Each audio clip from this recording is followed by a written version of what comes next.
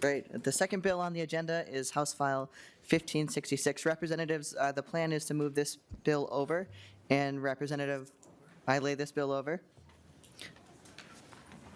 I understand you have the DE1 amendment. Would you briefly describe that amendment, Representative?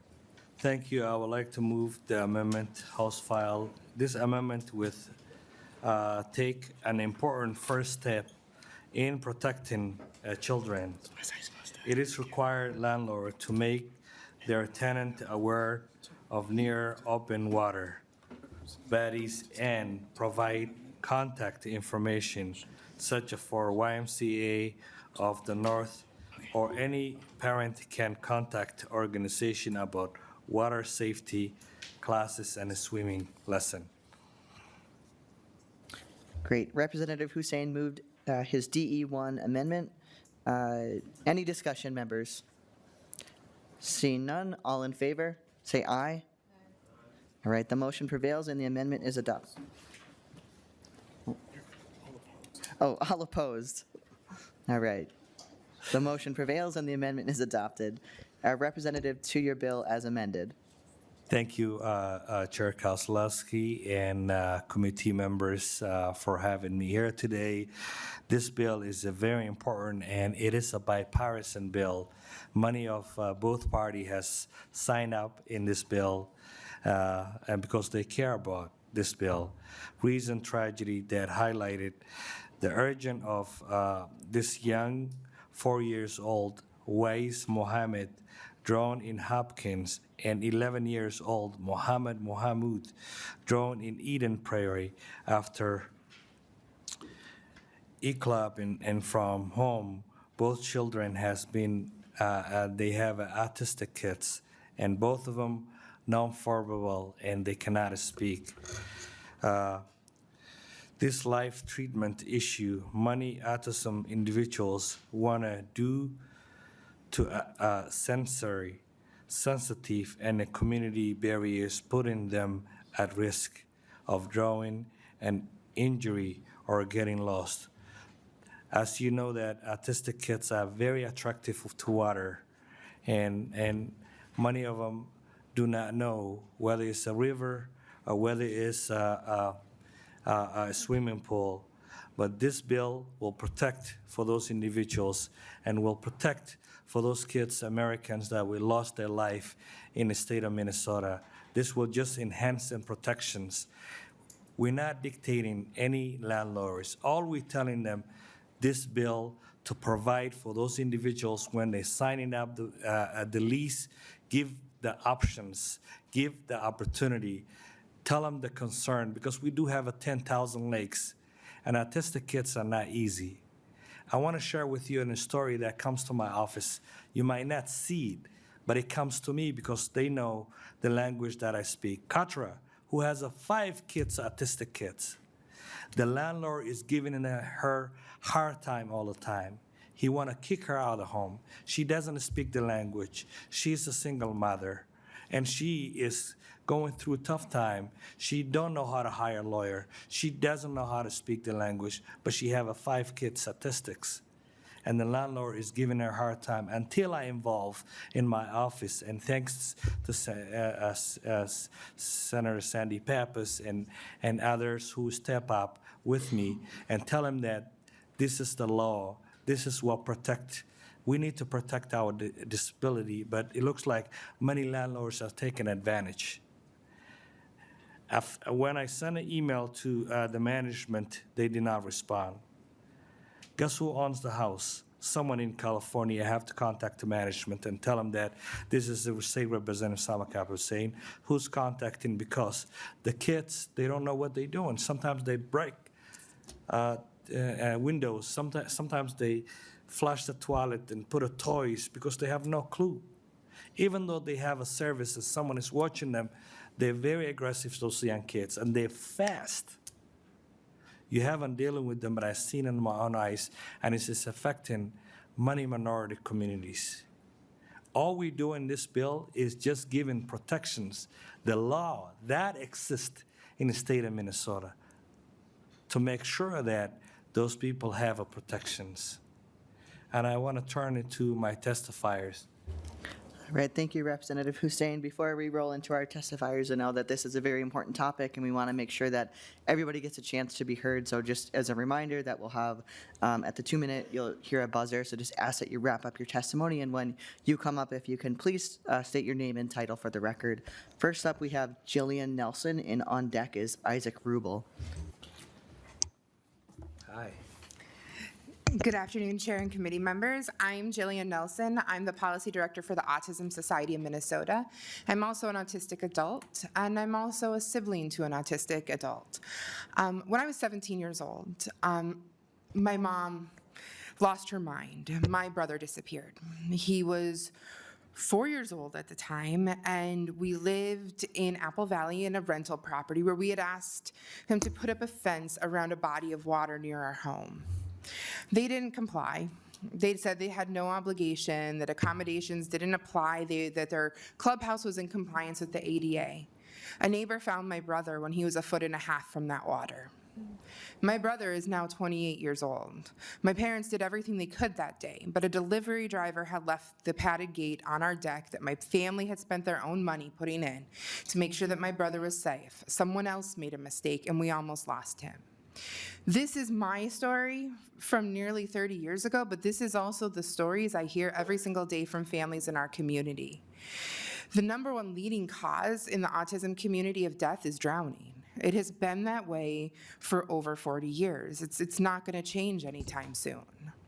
This bill is something that, these are protections that renters with disabilities already have under the Americans with Disabilities Act and under the Fair Housing Act. Unfortunately, individuals with neurodiversity disabilities and invisible disabilities often have to fight kicking and screaming to have those basic rights met, because laws such as the Fair Housing Act and the ADA were written in the mind of physical access needs, not thinking about things like individuals with disabilities that you can't see. These accommodations that families with autism require are usually very inexpensive. Things like allowing them to have an alarm inside their home, fencing around a body of water or separating the property from a body of water, child-safe locks, all things that meet the guidelines of reasonable accommodations.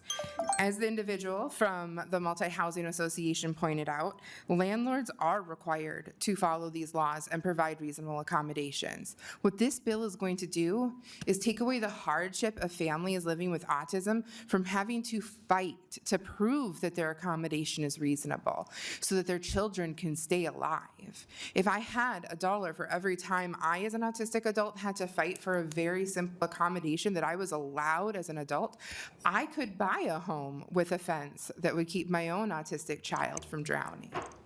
Unfortunately, that's not the case. We just have to invest our time and our emotions into fighting. And this bill would give a lot of relief to our community, and it would clarify the expectations for our landlord community. It's a simple fix that isn't going to cost anyone anything that they're not already legally obligated to do. So thank you for supporting this bill. Thank you for your testimony. And next we have Isaac Rubel. Welcome to the committee. And on deck we have Mara Arnoldi.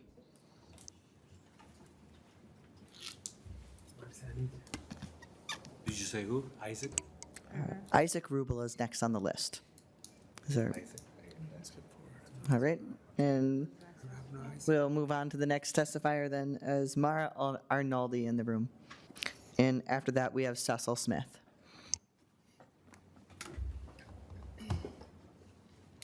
Hello, thank you, Chair Kozlowski and the committee. It's an honor to be here, and thank you for the opportunity to participate. My name is Maura Arnoldi. I am a bilingual speech-language pathologist in the Hopkins School District in the Early Intervention Program. I'm also a mother to an 8-year-old child who is autistic. I'd like to state for the record that the opinions expressed herein are my own and do not necessarily represent or reflect the views of Hopkins schools. I am here today to urge the committee to fully support this proposed bill of House File 1566, authored by Representative Hussein, which is a bill related to housing and providing those additional accommodations for children with autism. Chapter 504B.213 outlines 3 components that ensure more safety accommodations for children with autism living in rental properties who are at risk for eloping. I'm pleased the committee is taking steps to address this need for additional accommodations that would ensure a safe living environment for families. In my experience as a mother of a child with autism, and also over years of serving families who have children with autism, I have found that my child will frequently try to escape our home. I have heard that echoed similarly to with other families, that their child will try to escape. The term eloping means that this child wanders away from a safe caregiver or a safe environment. This poses a serious threat to the child's safety, and they're unaware that this is an unsafe behavior. I won't go over the statistics again since Jillian did. It would be redundant. But yes, it is the #1 cause. Drowning is the #1 cause, and I think there are many things within this bill that could help to reduce and prevent unnecessary deaths for these children. This bill really could be crucial. The policy change could potentially reduce those numbers. The ability for families to make accommodations and work with their landlords to be able to use things such as specially key door locks, alarms, and other safety-proofing equipment would substantially increase their child's safety and provide parents a much-needed sense of peace of mind. We owe our children and these families better policies that can safeguard their child from eloping and finding their way to a body of water or other dangerous and potentially fatal situation. As a mother, I want to do everything in my power to keep my child safe. Just to wrap up the testimony. Thank you. Thank you. Thank you for the opportunity. Thank you. Thank you.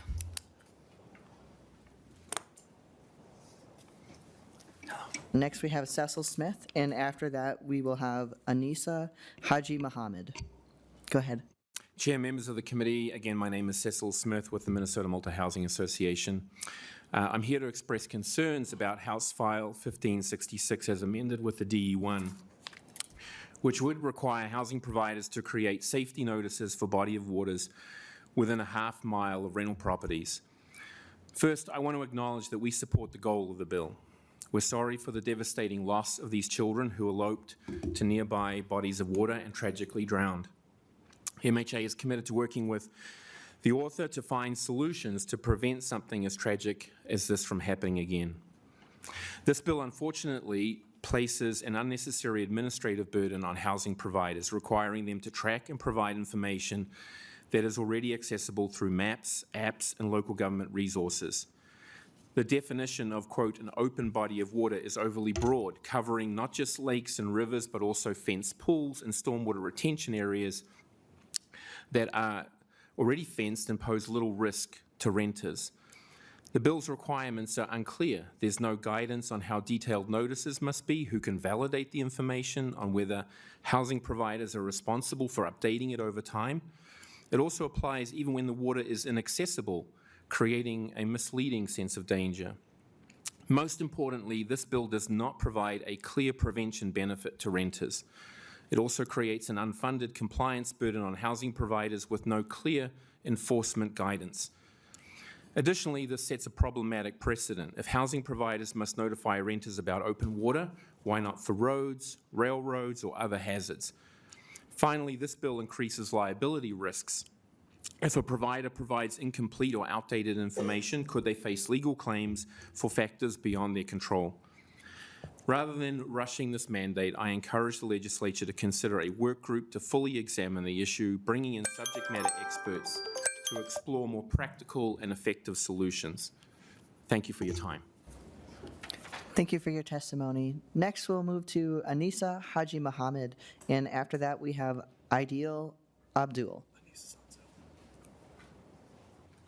Hello. Dear Oh, Chair, and I'm sorry, Anissa is joining us from Zoom today. Go ahead. Dear Chair and members of the committee, my name is Anissa Haji Mohammed, and I am the board chair of Manga Voices, an organization dedicated to empowering individuals who are autistic or have related disabilities, as well as their families and support networks. Our mission is to amplify their stories, create supportive spaces, and provide education and training. I am writing to express my strong support for HF1566, which provides critical protections for children with autism living in rental properties. Tragically, in just the last year, 3 children from the East African community have died by drowning, and many more have lost their lives across the nation due to unsafe living environments.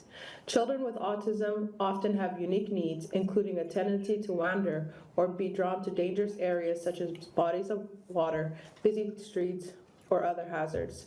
These tragedies are preventable, and this bill is a vital step toward ensuring the safety of these vulnerable children. This bill would allow families to request reasonable accommodations, such as safety modifications to rental properties, to protect their children from harm. It also prohibits landlords from retaliating against tenants who make such requests. For families raising children who are autistic, this legislation is not just about housing, it's about dignity, safety, and inclusion. It ensures that parents can take necessary steps to keep their children safe without fear of losing their homes. At Mangar Voices, we have heard countless stories from parents who have been denied the ability to install safety locks or make other modifications to protect their children. Some have even faced eviction for trying to keep their children safe. These families should not have to choose between their child's safety and their right to stable housing. And this is not just the parents that come to us, but it's also me. My 7-year-old daughter eloped recently, and I had to call the Bloomington Police Department to come to our aid and to find her. And when she was missing, the 40 minutes that she was missing, so many things came to my mind. And it was, outside it was -10 degrees, and all of the worst scenarios came to mind. Thankfully, she was found safe, but this story just keeps on repeating. And the more we wait, the more children die. And I feel like one child dying should be a big alarm for us. And we don't have to keep seeing this replay in every city and every state. We need to make this change, and this bill is a vital step towards making that change. I want to thank Representative Hussein for all of the amazing work that he's done to push this bill. Thank you very much. Thank you so much for your testimony. And next up, we have Aidil Abdul. Welcome to the committee, and proceed whenever you're ready. Mr. Chair and members of the committee, thank you so much for the opportunity to be able to testify today. My name is Aidil Abdul. I am a Somali autism mom, and I am a trying to retire advocate. First, I want to recognize and thank Representative Samakab Hussein for his empathy, for his compassion, and for his relentless support for children with autism and their families throughout the state of Minnesota. Autism is a growing developmental disability. It's a disorder.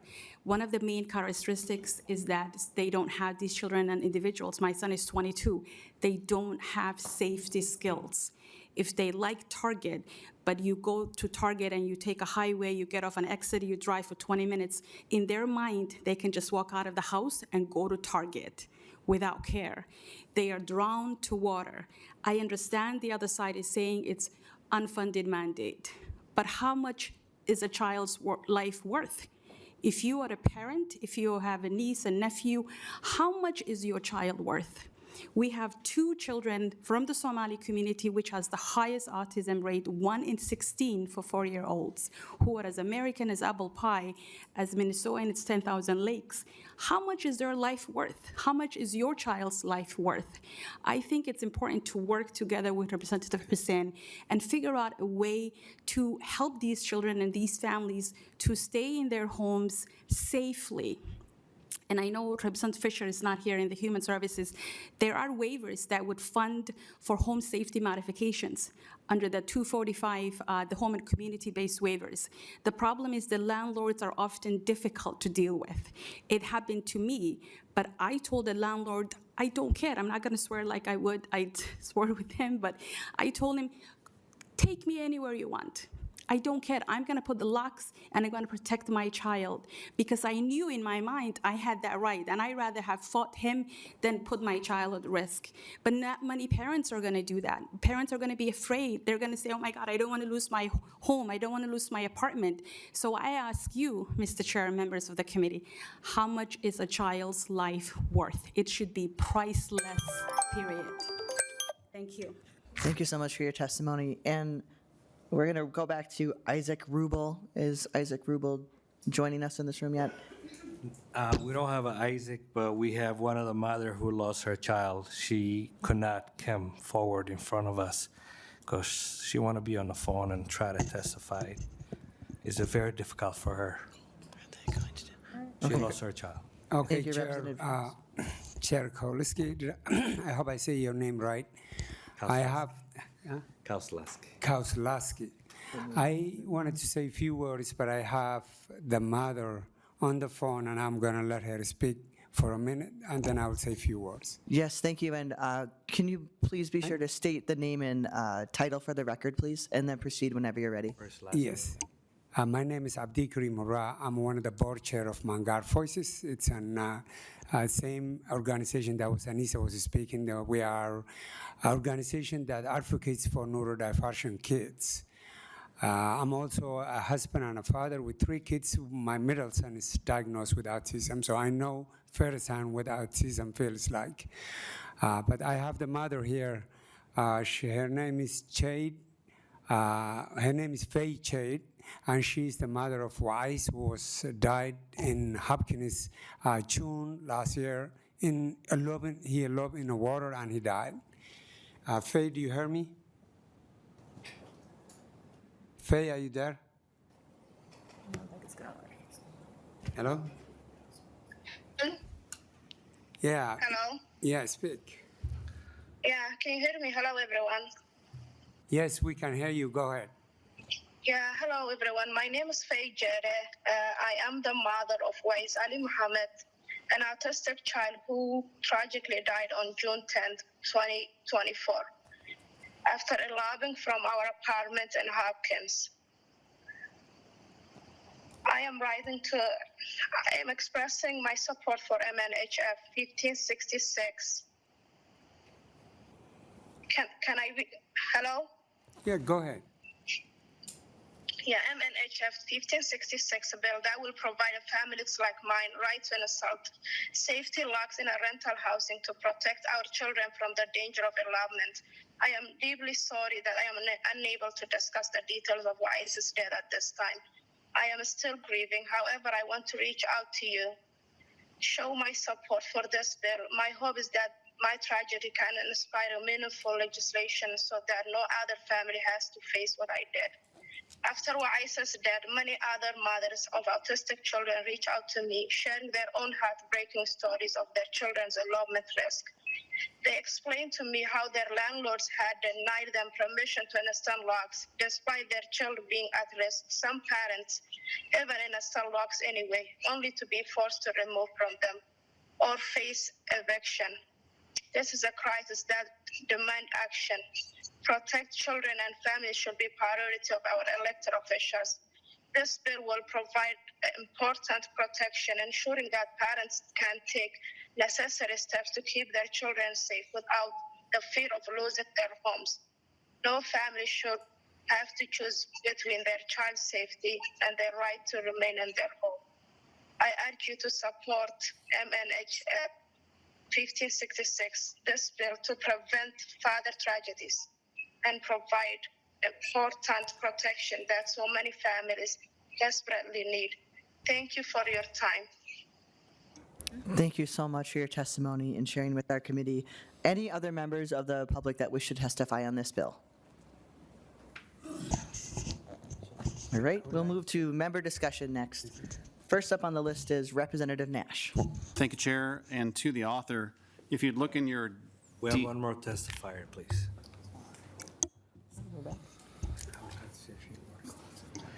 Okay. All right, we're just going to move back to our last public testifier, and then we'll come back to Representative Nash. Thank you, Could Chair. you My name is please say Nasra. your name and title for the record? Yes, my name is Nasra Muhammad, and I am a housing developer and somebody who's been on both sides as a tenant and a landlord. Some of the same questions that keep coming up is the rights of the landlord, but I feel if you're willing to take funds for somebody's housing, the basis is that you're able to provide the quality of the house that the individuals need. So when landlords are renting to people with disabilities, as of the previous bill, and they're making modifications, or as in this one, where the children have autism, that should be accounted for, whether as a landlord you want to accept that or not. And once you're willing to accept that lease, you should know who's going to be living in there and what conditions those people have in order to provide the safety that those individuals require in order to live there, especially if they're a minority, people who don't understand the law, their rights, and don't have a way to access resources. So I want to share my support for HF 1566, and I appreciate Samakap for being able to bring it to the floor today.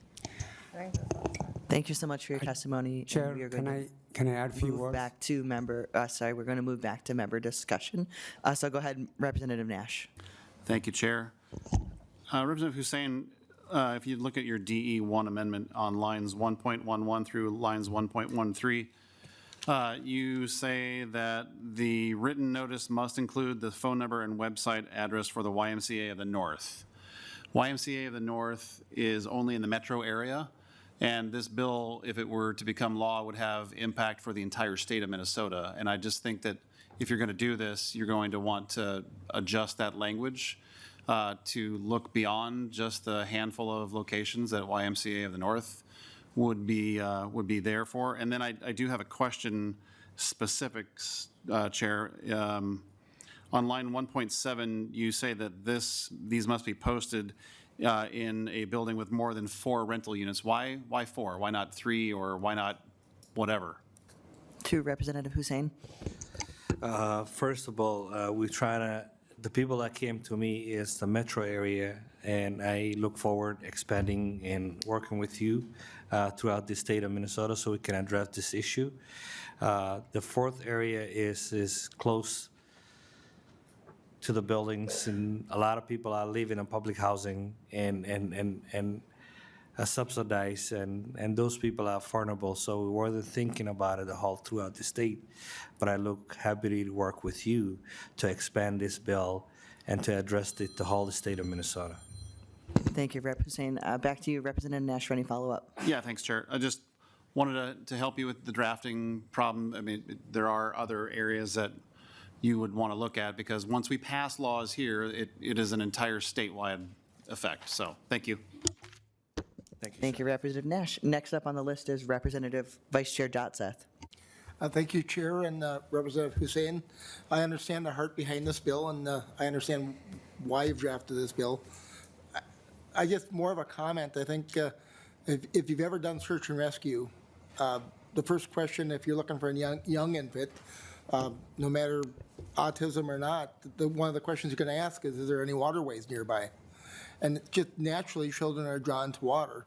However, with that said, I've got some concerns with the verbiage in this bill, just because we're a land of 10,000 lakes in Minnesota, so it really opens up a wide array of disclosure. And how do we go about that? I would maybe look at working with some of the housing providers and asking them, maybe there's a better way of just disclosing that there may be water near the property, and maybe help educating the tenants on what to look for, and just to maybe there may be a different approach that we can look at on this, I guess is what I'm asking. I look forward to maybe working with you further on this. Great. And Representative- to Representative Hussein, if you want to follow up. Representative Dash, it is a common, yes, it is a 10,000 lakes and even more that we don't know yet. And it is, all we're doing is the landlord is to notify and let the people know when they sign in the lease, hey, there's a water, like when the kids have autistic kids, they need to let them know that there's a water and there's a swimming pool, there's a locations, so there could be precaution and making sure that they could be safe in the area. Thank you, Representative Hussein. Vice Chair Jotseth, did you have any follow-up? Just a follow-up, Chair, I just get concerned about maybe some unexpected consequences of future disclosure that this may open up by moving forward for other issues that may be out there. I mean, we start with water, but where does this go? But with it, I guess I just say definition of water, you could go into, is it water fountains? Is it, there's so many different definitions of, is it a little pool that someone may have next to a rental property that has, they're for soaking their feet? So I guess there's where do we draw a line with some of this, I guess, is the question. So it just needs further work as we move forward. Representative Hussein. 75% of the children that are drawn are under 5 years and older and younger. And we need to protect them. We need to make sure that the resources and we need to appoint them that there's enough opportunity for such a YMCA, so, like that can provide for underserved community, like, hey, you can exercise and, have your kids learn how to swim. And so we need to protect our young generations. And if we don't tell them the resource that's available, a lot of people don't know. A lot of people do not understand the language of English, so we need to tell them, all those underserved community, hey, there's a resource, there's opportunity, there's a YMCA, you can have your kids to learn how to swim. So I will bring another bill in the future about the child autism kids and the swimming, because even the swimming lessons, after we did a study, I've been doing a research for the last summer and now, we need 2 or 3 instruction teacher to teach for those kids, to tell them how to learn. There's only one place that happened in the state of Minnesota, and that is in Virginia. And she's well-trained, she knows how to deal with the autistic kids, and she's certified. So we will work on that, and she's been working with other states, and we will bring that program in the state of Minnesota so we can protect our kids, autism kids, and the kids that you're dealing with. Autistic kids and the regular kids are totally different. I don't know if you have dealt with them in the past, but if it's not, I would have you to go visit some of the autistic kids and see how they react and how they deal with the rest of the other kids. Thank you, Representative Hussein. Next on the list is Representative Raybrower. Thank you so much, Chair. And I want to say thank you to all the parents that came to testify today. You are all very brave to come here and share your stories with all of us and your loss with us. So thank you for that. Representative Hussein, it looks like you made significant changes to the bill, and now it's really just about providing notice of the nearby bodies of water. So I think that that's a great change. It's just a little bit easier for those building owners, landlords. And I wanted to address, someone said, well, what about roads and railroads? And I think this is specific to bodies of water because of this neurodevelopmental condition that causes a specific attraction to water.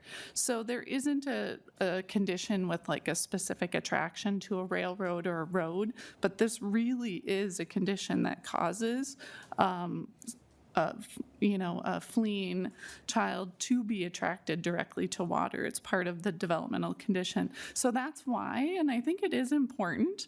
And I think just providing the information is a reasonable way to go. So I support the bill, but I do want to say I do also recommend that it be changed because I want it to include information for any local provider that would be in my district also. So instead of YMCA of the North, like saying something like a local provider of water safety, swim lessons on that notice. And I think that's it. So I support the bill with that change. Thank you. Thank you, Representative Raybrower. Next, we are going to keep it moving to Representative Mamagi Hiltzy. Thank you so much, Chair.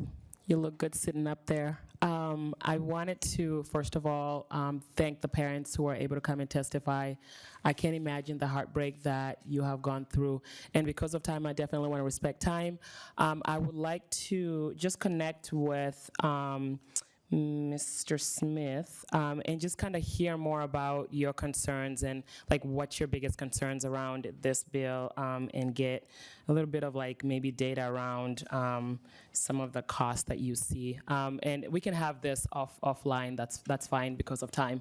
I want to respect that, so I just want to make that point. All right, thank you, Representative. And next up, we have Chair Igo.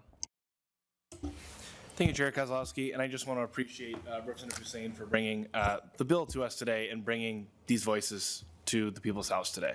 It's important that we hear about these issues and we talk about them and we work together to find solutions.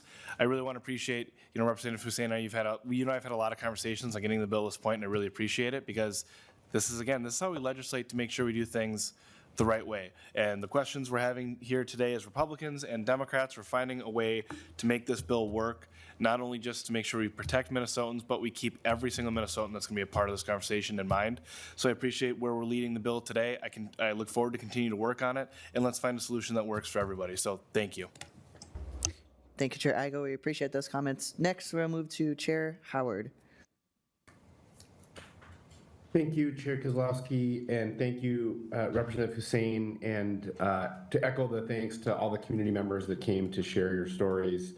I really appreciate, Representative Hussein, your passion for this issue and willingness to work to modify the bill. I mean, this is a greatly narrower, more targeted bill aimed at hearing some of the feedback you received from folks, to see what can we do this session to make a difference on this issue. And I just have to say, from my perspective, this is a pretty reasonable ask of landlords to provide a little bit of basic information on these issues. And to Representative Mamamia Hiltzy's point, yes, would love more information from landlords about where they see the sort of burdens are.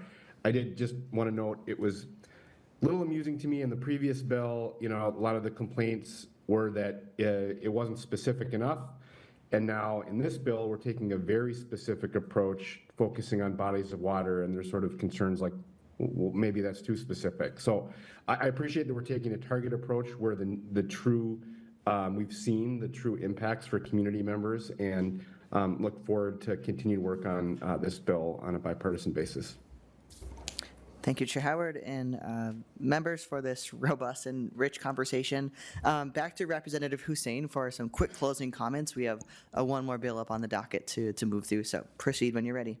Hi, I just want to thank for community members and Faye.